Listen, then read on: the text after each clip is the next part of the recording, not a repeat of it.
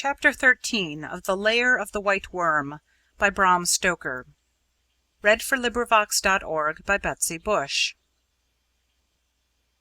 Chapter 13 Oolanga's Hallucinations. During the last few days, Lady Arabella had been getting exceedingly impatient.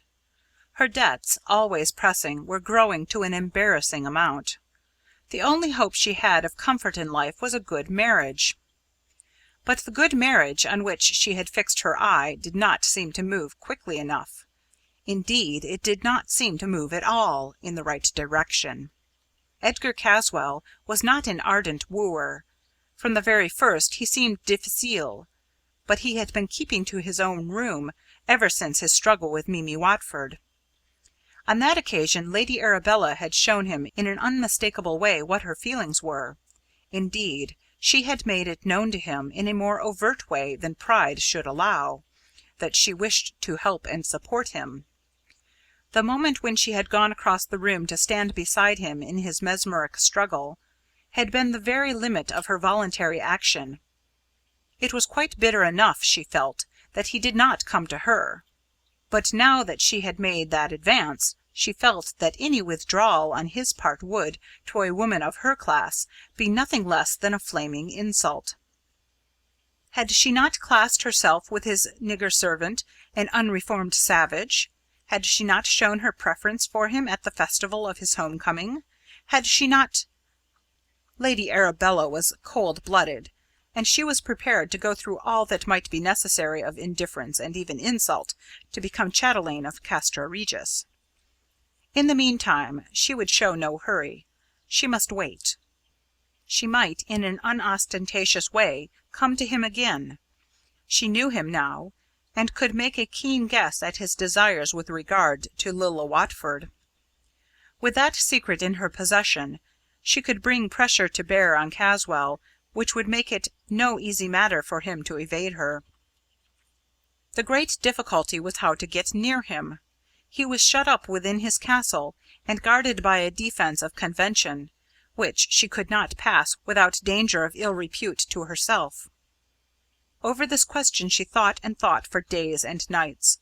At last she decided that the only way would be to go to him openly at Castra Regis. Her rank and position would make such a thing possible, if carefully done. She could explain matters afterwards if necessary. Then, when they were alone, she would use her arts and her experience to make him commit himself.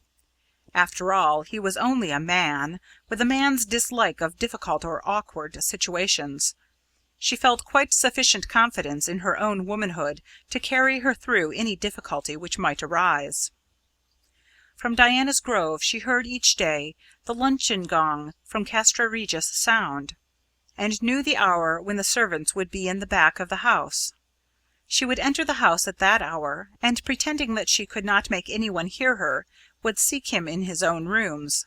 The tower was, she knew, away from all the usual sounds of the house, and moreover she knew that the servants had strict orders not to interrupt him when he was in the turret's chamber. She had found out, partly by the aid of an opera glass, and partly by judicious questioning, that several times lately a heavy chest had been carried to and from his room, and that it rested in the room each night. She was, therefore, confident that he had some important work on hand which would keep him busy for long spells. Meanwhile, another member of the household at Castra Regis had schemes which he thought were working to fruition. A man in the position of a servant has plenty of opportunities of watching his betters and forming opinions regarding them. Oolanga was in his way a clever, unscrupulous rogue, and he felt that with things moving round him in this great household there should be opportunities of self-advancement. Being unscrupulous and stealthy, and a savage, he looked to dishonest means. He saw plainly enough that Lady Arabella was making a dead set at his master, and he was watchful of the slightest sign of anything which might enhance this knowledge. Like the other men in the house, he knew of the carrying to and fro of the great chest, and had got it into his head that the care exercised in its porterage indicated that it was full of treasure. He was for ever lurking around the turret rooms on the chance of making some useful discovery. But he was as cautious as he was stealthy, and took care that no one else watched him. It was thus that the negro became aware of Lady Arabella's venture into the house, as she thought, unseen. He took more care than ever, since he was watching another, that the positions were not reversed. More than ever he kept his eyes and ears open and his mouth shut. Seeing Lady Arabella gliding up the stairs towards his master's room, he took it for granted that she was there for no good, and doubled his watching intentness and caution. Oolanga was disappointed, but he dared not exhibit any feeling lest it should betray that he was hiding. Therefore he slunk downstairs again noiselessly, and waited for a more favourable opportunity of furthering his plans.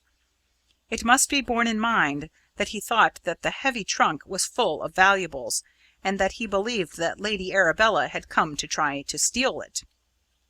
His purpose of using for his own advantage the combination of these two ideas was seen later in the day. Oolanga secretly followed her home. He was an expert at this game, and succeeded admirably on this occasion.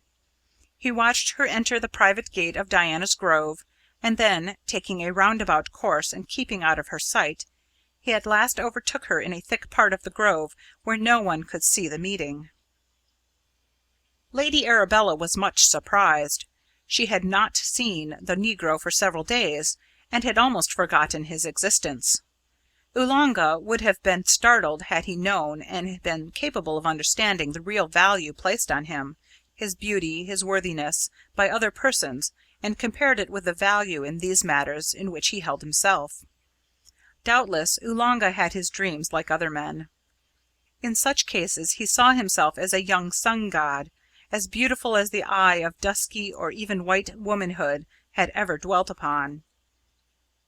He would have been filled with all noble and captivating qualities, or those regarded as such in West Africa.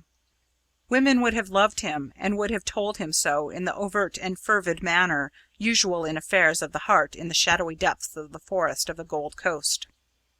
Oolanga came close behind Lady Arabella, and in a hushed voice, suitable to the importance of his task, and in deference to the respect he had for her and the place, and began to unfold the story of his love.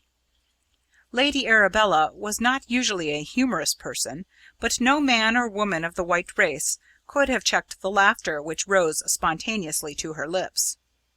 The circumstances were too grotesque, the contrast too violent, for subdued mirth. The man a debased specimen of one of the most primitive races of the earth, and of an ugliness which was simply devilish. The woman of high degree, beautiful, accomplished. She thought that her first moment's consideration of the outrage, it was nothing less in her eyes, had given her the full material for thought. But every instant after threw new and varied lights on the affront. Her indignation was too great for passion. Only irony or satire would meet the situation. Her cold, cruel nature helped, and she did not shrink to subject this ignorant savage to the merciless fire-lash of her scorn. Oolanga was dimly conscious that he was being flouted, but his anger was no less keen because of the measure of his ignorance, so he gave way to it as does a tortured beast. He ground his great teeth together, raved, stamped, and swore in barbarous tongues and with barbarous imagery. Even Lady Arabella felt that it was well she was within reach of help, or he might have offered her brutal violence, even have killed her. "Am I to understand," she said with cold disdain, so much more effective to wound than hot passion, "that you are offering me your love? Your love?" For reply he nodded his head. The scorn of her voice, in a sort of baleful hiss, sounded and felt like the lash of a whip. "And you dared, you, a savage, a slave, the basest thing in the world of vermin! Take care! I don't value your worthless life more than I do that of a rat or a spider. Don't let me ever see your hideous face here again, or I shall rid the earth of you." As she was speaking she had taken out her revolver and was pointing it at him. In the immediate presence of death his impudence forsook him, and he made a weak effort to justify himself. His speech was short, consisting of single words. To Lady Arabella it sounded more gibberish, but it was in his own dialect, and meant love, marriage, wife. From the intonation of the words she guessed, with her woman's quick intuition, at their meaning. But she quite failed to follow when, becoming more pressing, he continued to urge his suit in a mixture of the grossest animal passion and ridiculous threats. He warned her that he knew she had tried to steal his master's treasure, and that he had caught her in the act. But if she would be his, he would share the treasure with her, and they could live in luxury in the African forests. But if she refused, he would tell his master, who would flog and torture her, and then give her to the police, who would kill her. End of chapter 13. This recording is in the public domain.